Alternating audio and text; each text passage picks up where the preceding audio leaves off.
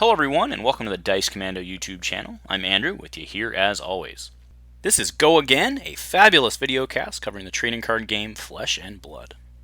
This video and others like this one are possible thanks to viewers like you. Please show your support with a like and subscribe, and be sure to hit the bell notification icon so you don't miss any new videos. If you want to get involved with the channel, consider becoming a channel member. There are many benefits to channel membership, including access to our Discord, exclusive deck tech and strategy videos, and the opportunity to help create channel content. I want to sincerely thank all our channel members, as I truly couldn't do this without your support. You guys rock. Go Commando.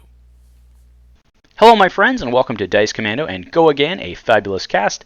I'm Andrew with you here as always, and thank you very much for joining me again today. So as many of you know, I was very excited about Ranger as soon as it was spoiled. With our collective case buy for Arcane Rising, I filled out a lot of my Ranger stuff. I've been putting a lot of effort into playing her different ways, making her work really ever since. But lately I've just kind of had to admit that Azalea and Ranger is just not there right now from a competitive standpoint. It just doesn't have the consistency of like a Dorinthea, and if you go with a tall, you try to do the punchy thing. Truth is, Bravo really just does it better. So what I've been thinking about with Monarch on the horizon, about three months away, Q1 2020, with that coming out, what does Ranger need to really break out for the next meta?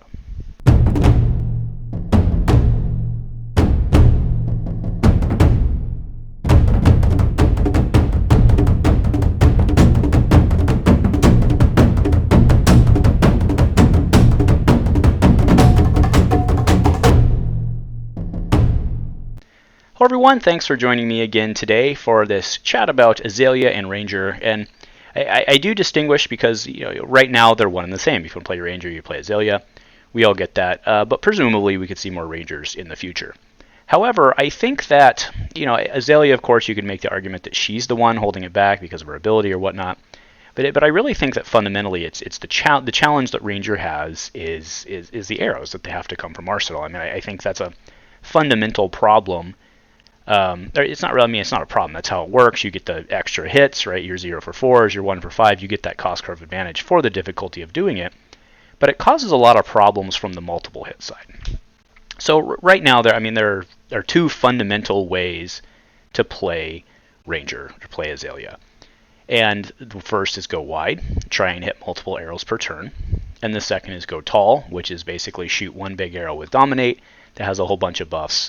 To be honest, I've played both. I really tried exploring both ways, and going tall Ranger does seem to be the most consistently better way to go, because then you're putting those detrimental effects on your opponent and not just slinging damage in.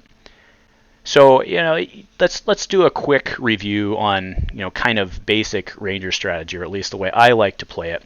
I do like, the Scar for the Scars and the Ravenous Rebels, kind of try and soften up, and that really works on that's not just a go wide strategy, right? It really works pretty well on the Dominate, because a lot of those Dominates, some of the Dominates you can get for 0, the good Dominates are only costing you 1. So it's really not that difficult to, have a 2-card or a 3-card turn if your opponent doesn't come at you. And I mean, you can, I still think that sliding in that Scar for a Scar, sliding in the Ravenous Rebel first is kind of soft up. Maybe they block, maybe they don't.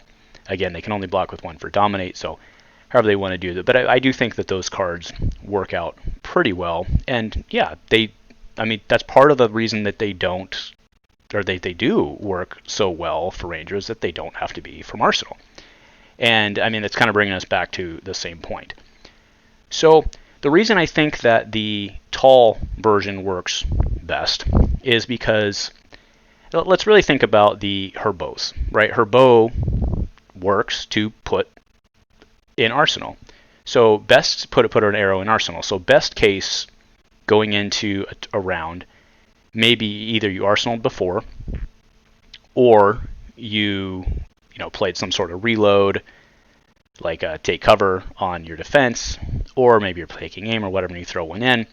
Somehow give yourself go again, then you can use your bow again to reload or to put an arrow in Arsenal and fire that. But now you're kind of out of methods to get bows or arrows in Arsenal, right?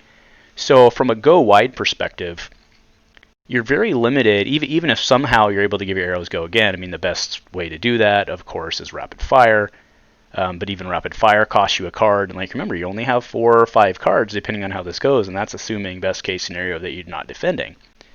So it becomes very difficult from a go wide standpoint to get off really more than, I'm not, to be clear, I'm not saying it can't be done. There are plenty of combos out there that make it happen. But it's A, it's not consistent. And B, it's very difficult to, even in optimal scenarios, get in more than 2 arrows per turn, right? So that's why those Ravenous Rabbles or the Scar for Scars work really well. Is in many cases, they can help you get up to that 3 attack.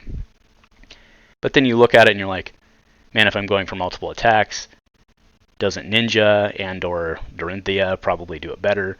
And I think they do. And that's why I lean towards the go tall strategy, which is, use your plunder runs, your other boosts, your attack reacts, and try and just get that one big shot in with Dominate.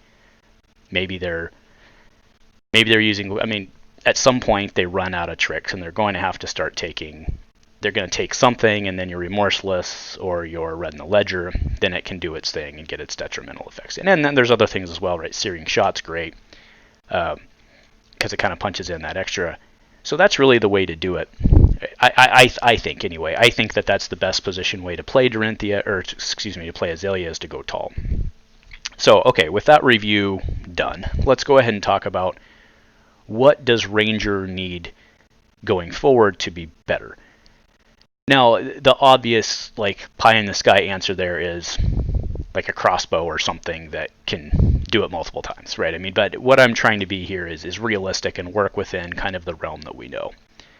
Now, I think that she's poised pretty well. I mean, let's think about this, right? There's only so many ways that design can go with arrows. And I don't mean in terms of effects, but I mean fundamentally we've seen the 0 for 4, the 1 for 5. I suppose they could do a 2 for 6 or something like that. I mean, I suppose they could just get better or bigger, stronger, not necessarily better. But really, Ranger only has so many 0-4s right now. And one of the coolest things, I guess not the coolest things, but one of the reasons I enjoy Ranger is that it has a exceedingly low cost curve, like insanely low cost curve. And a lot of it is because of those 0-4s. So, I mean, there are some turns I've played where I haven't had to pitch. You can just play. Because your take aims and all that stuff, they're all free, so they buff, and then you can just go, because Redliner now doesn't cost anything, right? So with that low cost curve, the 0-4s really help it fill it out, but right now there's not enough 0-4s. Well, as the card pool expands and we get more stuff, presumably the 0-4 card pool will expand. So that may then lend back to a wider strategy, going wide. I mean, the go wide strategy, there are some serious cards that really could, I mean, they're already there, right? I mean, you have Poison the Tip. That card is very scary from a theory. I mean, on paper, that card's very scary, but it's very hard to get that card to work for multiple hits. You see what I'm saying? Basically, you're playing it to really only help, in most cases, only 1 arrow. Sometimes 2, but in most cases you're only getting it on 1 arrow. And in that case, it's really not worth playing a lot of the times. And then you also have Rapid Fire, which, giving them all go again, I mean, that's amazing. But again, in most cases with Rapid Fire, you're playing it to reload. You're playing it, you reload, you fire, then you redliner, and you fire again. And again, you're doing a lot of setup for only 2 shots. So what we need somehow is, even if it's like a 0 for 3 with Go Again, that would basically be, I think, the dream Azalea card right now is a 0 cost arrow, right? Because we've seen Sick'em Shot, right, was a 1 for 4, which is below curve, but it has Go Again. And I think that if we could get a 0 for 3 with Go Again, I think that would be a massive game changer for Ranger as it is today for the Go Wide. I mean, I think you'd play it even in the Go Tall, because why the heck wouldn't you? But yeah, I mean, I think that would be a big win. The next thing that I think Ranger needs, and these may not even be Ranger specific, but more attack reacts like Lunging Press. Lunging Press is an attack react that it's on paper, right? You look at this and you're like, it's not that great, but it is. That 3 pitch for, that's mainly the reason I use it is the 3 pitch, but it can slide in that 1, and a lot of times that 1 is all you need to make your detrimental effects happen. Other things that she could, I think overall the traps haven't been really all that. They're really cool. Again, it's one of those things where the traps are really cool on paper, but I think that overall the traps haven't really performed as well as I think a lot of us maybe thought. Some of them, to be clear, some of us looked at, there are some of them we looked at from the beginning, we're like, this isn't even worth playing. But, Pitfall Trap's been good, or it's had its uses, but still I think there's a lot of other stuff you'd rather play. So maybe if the traps expand and be a little more useful, they could, or I guess a little more harder hitting, maybe in that case they become more useful. And then of course, maybe we do see another Ranger who has some sort of give go again ability. That maybe, and by Ranger I mean a Ranger hero, maybe that would be it. I think Azalea is pretty good. With the way she works, I think she's pretty good with those big hit 1-for-5s. I don't know that another Ranger right now could do it better, unless somehow you're given go again or something like that. So, or maybe we see some piece of equipment that can somehow give go again without needing to be destroyed. Right now you've got the bracers, and then there's the bracers and then the scalers, right? That I use anyway, and that's one way to do it.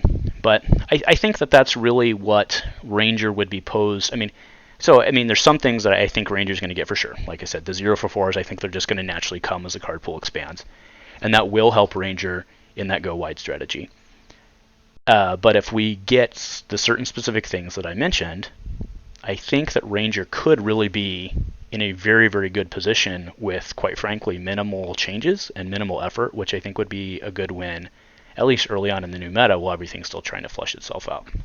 So those are just kind of my thoughts today. Again, this is kind of a wish-in and dream-in and grasp-in type deal, because obviously we don't know what's coming, right? Maybe there's no Rangers, so maybe they're not even going to support the current classes in Monarch and they go the other way. I don't know. But that's just kind of how I'm thinking of, as support happens down the road, everybody's going to get better. But by everybody, I mean all classes are going to continue to get better as more stuff comes out. That's the way it works. However, I think Ranger has more to gain and farther to run than a lot of the others because of where Ranger is right now.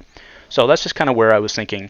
I'd be curious to know what, if for those of you who have also had a lot of experience with Ranger or been trying to make it work and failing like myself as well, what do you think would help? And let's keep it realistic here, right? But what do you think would help Ranger kind of rise to the top of the next meta and maybe improve its consistency or improve its ability to hit?